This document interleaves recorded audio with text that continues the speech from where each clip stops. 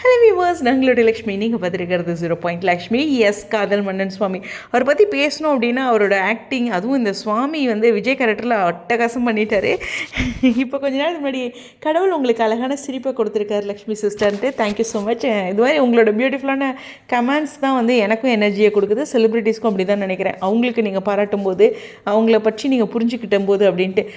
உண்மையுமே சொன்னால் சுவாமியோடைய இந்த பயணம் எனக்கு ரொம்ப பிடிச்சிருக்கிறது.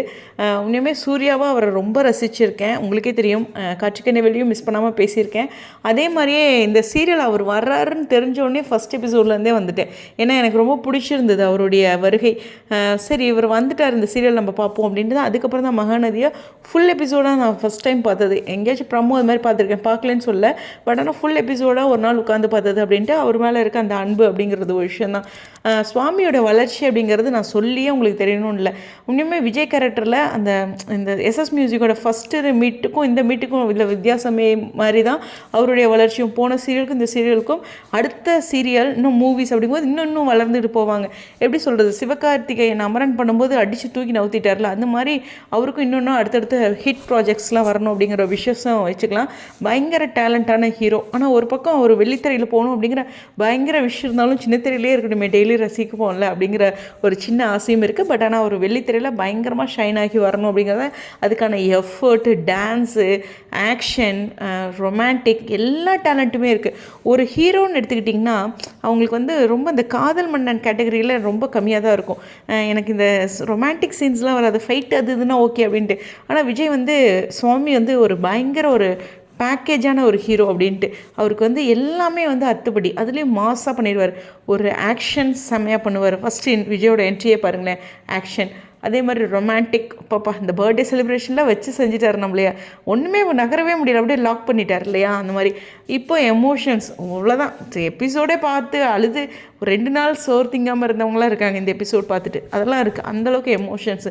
எல்லாம் ஒரு ஹீரோக்கு எல்லா கேட்டகரியும் வராதுங்க. ஒரு சிலர் வந்து காதல் மன்னன்கிற டைட்டில் ஒருத்தர் ரீச் பண்ணுறதே கஷ்டம். அவங்களுக்கு ரொமான்டிக் அப்படி ஒன்றும் வராது அப்படின்னு நானே நினச்சிருக்கேன் ஒரு ரிவ்யூவராக. ஆனால் இவர் எல்லாமே அல்டிமேட்டாக பண்ணுறாரு. இன்றைக்கி நான் நிறைய அவரோட மாஷப் வீடியோஸ்லாம் பார்த்தேன்ப்பா, எவ்வளோ அழகாக பண்ணியிருக்கீங்கப்பா பாப்பா. ஒரு ட்ரெண்டிங் பேருக்கு ட்ரெண்டிங் மியூசிக் சாங்ஸ் அப்படின்லாம் போட்டு க்யூட்டாக அவங்களோட சீன்ஸு. அதுலேயும் பாருங்களேன், விக்காவே எவ்வளோ அழகழகாக வந்து அந்த ஹக் சீன்ஸ்லாம் நிறையா வந்துருக்குது சீனில். அப்புறம் அந்த முகத்தில் கை வச்சுருக்க மாதிரி அந்த சீன்ஸ் எல்லாம் அழகாக எடுத்து எடிட் பண்ணி ரொம்ப பியூட்டிஃபுல்லாக இருந்துச்சு. அதாவது நமக்கு ஒரு விஷயம் பிடிச்சிருக்குன்னா அதை ரசிக்கலாம், இல்லை சின்ன திரையில் நம்ம ரசிக்கிற ஒரு விஷயம் தானே அப்படிங்கிறத ரொம்ப அழகாக பண்ணியிருக்கீங்க. எனக்கு விக்கா பிடிக்கிறது காரணமே நீங்கள் தான் அப்படிங்கிற மாதிரி இருக்குது. ஏன்னா நீங்கள் ரசிக்க நானும் உங்களோட சேர்ந்து ரசிக்க ஆரம்பிச்சிட்டேன் அப்படிங்கிறதான். பட் இருந்தாலும் இந்த விக்கா வந்து அவர் வச்ச பேரோ என்னமோ அப்படி ஒரு ஹிட்டு நம்ம மனசுலேயே ஏற்படுத்தியிருக்காரு அப்படிங்கிறதான். உண்மையுமே சொல்லணுன்னா அவருடைய எடிட், இந்த நுவனேன பிரேமா ஃபேன்ஸ் எல்லாம் கூட பியூட்டிஃபுல்லாக எடிட் பண்ணியிருந்தாங்க. ஒவ்வொருத்தரும் அவர் முடித்த சீரியலோட செலிப்ரிட்டிஸ் கூட அழகாக வச்சு எல்லாமே பியூட்டிஃபுல்லாக எடிட் பண்ணியிருந்தாங்க. அது எல்லாமே கொரியா பார்க்கும்போது இவர் எவ்வளோ சூப்பராக வந்து வந்திருக்காரு அப்படிங்கிறதுல சந்தோஷமாக இருக்குது. இந்த க்ரஷ் அப்படிங்கிற கேட்டகரியில் பேக் டு பேக் 2 வருஷமும் வாங்கியிருக்காரு, 2 முறை அப்படிங்கிறதே நிச்சயமாக பெரிய விஷயம். மீண்டும் சொல்கிறது என்னென்னா, ஒரு ஹீரோவுக்கு க்ரஷ் அப்படிங்கிற வேர்டு வந்து ரொம்ப ரொம்ப பெருசுங்க. எனக்கு நான் காலேஜ் படிக்கும்போது தான் என்னோடய க்ரஷ் அவர் அப்படின்ற மாதிரி ஒரு ஹீரோவை பற்றி சொல்கிறதே ஒவ்வொருத்தரும் அவ்வளோ ஒரு ஹாப்பியாக சொல்லுவாங்க. அப்படிங்கும்போது நாங்கள் சீரியல் பார்க்கும்போது எங்களோட க்ரஷ்ஷாக அவர் இருந்தார் அப்படிங்கிறது தானே இந்த ஓட்டில் நீங்கள் வின் பண்ணி கொடுத்துருக்கிறது. ஸோ இது அவருக்குமே சந்தோஷமாக இருக்கும். ஸோ காதல் மன்னனா என்னுடைய சேனலுடைய ராஜாவா, ஏன்னா நான் டவுனில் இருக்கும்போது என்னுடைய லக்கி சாமா இவர் தான் இருந்திருக்காரு. எல்லா சேனலும் போனதப்போ கூட இவர் எனக்கு தூக்கி விட்டுருக்காரு உண்மையுமே, அவங்களோட ஃபேன்ஸும் சேர்த்து.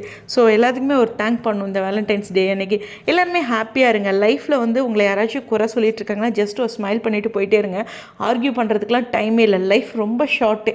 இருக்கிற விஷயங்களை முடிஞ்ச வரைக்கும் என்ஜாய் பண்ணுங்கள். இந்த ஒரு வாரமாக நான் ரொம்ப மாறி ஹாப்பியாக இருக்கணும் அப்படின்னு நினச்சி ரொம்ப இருக்கேன். எந்த ஒரு விஷயத்தை போட்டு ரொம்பலாம் குழப்பக்கூடாது. ஓகே, ஜஸ்ட் அவ்வளோதான், முடிஞ்சிச்சா, சரி அந்த பிரச்சனையை அதோடு விட்டுறலாம் அப்படின்னு நான் ரொம்ப சீக்கிரம் மூவ் ஆன் ஆகிறதுக்கு ரொம்ப அழகாக கற்றுக்கிட்டேன் அப்படிங்கிறதான். ஒருத்தங்க நம்மளை குறை சொல்லுவாங்க, ஒருத்தங்க நம்மளை டார்கெட் பண்ணுவாங்க, ஒருத்தங்க நம்மளை டவுன் பண்ணுவாங்க. ஏங்க, நமக்கு பிடிச்சவங்க எத்தனையோ பேர் இருக்காங்களா, அவங்களுக்காக சந்தோஷமாக இருக்கலாமே அப்படிங்கிறதான். ஸோ இந்த வேலண்டைனில் நான் இப்படி ஒரு விஷயத்தை நினச்சிருக்கேன். யார் என்னை குறை சொன்னாலோ டார்கெட் பண்ணாலோ ஜஸ்ட் ஒரு ஸ்மைல் பண்ணிவிட்டு ஆர்கியூ பண்ணாமல் போகலாம். லைஃப் ரொம்ப ரொம்ப ஷார்ட் அப்படிங்கிறனால ஹாப்பியாக லவ் பண்ணிகிட்டே இருக்கலாம். உண்மையுமே ஹானஸ்ட்டாக சொல்லணும்னா, இன்றைக்கி சன் மியூசிக் போட்டு கேட்டுட்டு இருந்தேன். இருந்தேன். அப்போது நானும் மோகனும் கல்யாணத்துக்கு முன்னாடி லவ்லாம் இல்லை, பட் கல்யாணத்துக்கு முன்னாடி அங்கங்கே போவோம் இல்லையா, நிச்சயம் முடிஞ்சு அப்படின்ட்டு. அப்போ போகும்போது நாங்கள் போக முன்னாடி பஞ்சு மிட்டாய் வண்டி முன்னாடி போகும். இன்னுமே எங்களுக்குள்ளே ஒரு சிரிப்பு வந்துச்சு. அதெல்லாம் நினச்சி பார்த்தேன். அது மாதிரி லைஃப்பில் அழகழகான தருணங்கள் நம்ம கூட இருக்கவங்க கூட இருக்குது. அதேமாதிரி பிரணவ் கூட எக்கச்சக்கமான தருணங்கள் இருக்குது. அது எல்லாமே நமக்கு ஸ்பெஷல் தானே. ஸோ அதெல்லாமே என்ஜாய் பண்ணுங்கள். யாராச்சும் கடினமான விஷயங்கள் உங்களுக்கு சவாலாக இருந்தால் ஒன்று கோவிலுக்கு போங்க, இல்லைன்னா பிடிச்ச சாங் கேளுங்க. ஹாப்பியாக இருங்க, லவ்வோடு இருப்போம். ஹாப்பி வேலண்டைன்ஸ் டே. லவ் அப்படிங்கிறது, காதல் அப்படிங்கிறது எல்லார் உறவுகளுக்கும் இருக்குது. அம்மாக்கிட்டேயும் இருக்குது, தங்கச்சிக்கிட்டேயும் இருக்குது, தம்பிக்கிட்டேயும் இருக்குது. யூடியூபரான உங்ககிட்டேயும் என்கிட்டேயும் அதே அன்பு தான் இருக்குது. Happy valentine's day. Thank you Swami and எல்லா ஜிபி ஃபேமிலி மெம்பர்ஸ்க்கும். ஸ்டேடியம்.